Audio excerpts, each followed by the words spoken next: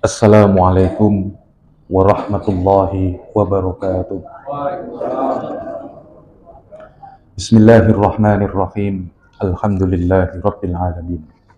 Wabihi nasta'inu ala umuri dunya waddin.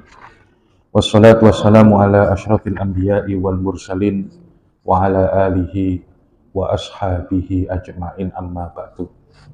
Bismillahirrahmanirrahim. Ila hadratin nabiyil mustafa Muhammadin sallallahu alaihi wasallam wa ala jami'i ahlihi wa dzurriyyatihi wa jami'i ikhwanihi minal anbiya'i wal mursalin was sahabati wat tabi'in wa tabi'i at-tabi'in wal awliya'is shalihin wal musannifin wal muallifin wa nakhussu khususan ila muallifi hadzal kitab Asy-Syaikh Ibnu Hajar Al-Asqalani wa Syekh Nawawi bin Umar Al-Jawi Al-Bantani nafa'ana bi ulumihi ma fi daraini syai'ulillahi lana wa lahum wa lahul fatihah. A'udzu billahi minasyaitonir rajim. Bismillahirrahmanirrahim. Alhamdulillahi rabbil alamin arrahmanir rahim. Iyyaka na'budu wa iyyaka nasta'in ihdinas siratal mustaqim. Siratal ladzina an'amta 'alaihim ghairil maghdubi 'alaihim waladdallin. Amin.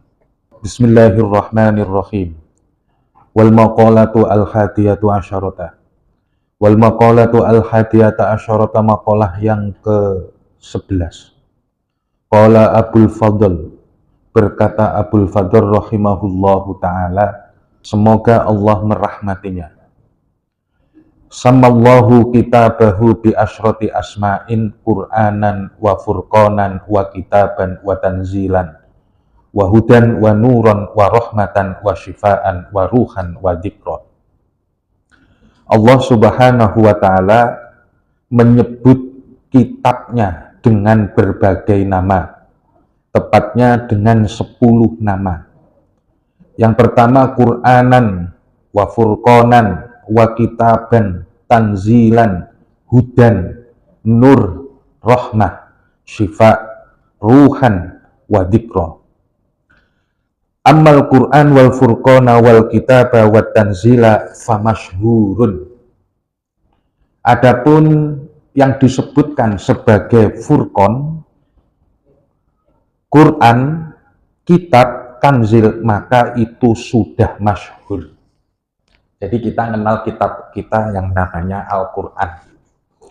Ini agak masuk ke studi ilmu Al-Quran, bahwa Allah subhanahu wa ta'ala menyebut Al-Quran itu dengan 10 nama. Menyebut kitabnya dengan 10 nama. Al-Quran, Al-Furqan, Al-Quran itu artinya bacaan. Jadi karena itu bacaan, maka umumnya di situ dia mirip diposisikan sebagai sesuatu yang mudah dibaca. Quran itu isinya ya 6.000 ayat lebih, tapi inspirasinya nggak pernah kering. Karena Quran itu datang dengan ketentuan final terhadap semua yang ada di alam semesta ini. Jadi enak terus, apa saja dibaca itu pasti ketemu di situ. Bahkan Ibnu Abbas bilang, kalau untamu hilang kamu cari di Quran, itu ketemu. Maksudnya itu adalah betapa luasnya penjelasan Al-Quran dalam rangka menjelaskan segala sesuatu. Nama yang kedua adalah Furqan. Furqan ini pemisah antara yang hak dan yang batil. Bapak-bapak yang dimuliakan oleh Allah, yang hak dengan yang batil itu kadang campur. Campur itu bagaimana? Karena manusia seringkali dipengaruhi oleh nafsunya, maka yang hak dengan yang batil itu menjadi sesuatu yang relatif. Salah satu contoh, hal yang sangat kita rasakan gitu saja. Ketika seseorang merasa kesulitan, dia dengan dalih demi keadilan, dia malah mencuri punya orang. Karena dia terpaksa, akhirnya dia mencuri. Nah, ketika dorongan motivasi seseorang untuk mencuri itu sebagai pembenaran karena dunia ini tidak adil. Kenapa sebagian yang lain itu ada yang kaya sementara aku miskin? Wah, akhirnya dia melakukan kejahatan atas nama keadilan. maka kembalinya kepada Al-Quran. Wa bayyinatin minal huda wal furqan. Quran itu sebagai penjelas dan pemisah antara yang hak dan yang batil. Yang selanjutnya adalah tanzil, atau yang ada yang dulu itu namanya Alkitab. Alkitab itu ya kitab yang berisikan tulisan. Dalikal kitabu la raiba fihi.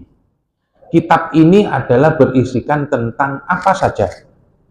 Maka salah ketika Quran itu dijadikan sebagai kitab sejarah.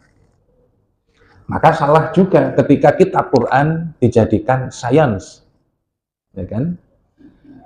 Salah juga dijadikan sebagai kitab antropologi atau sosiologi.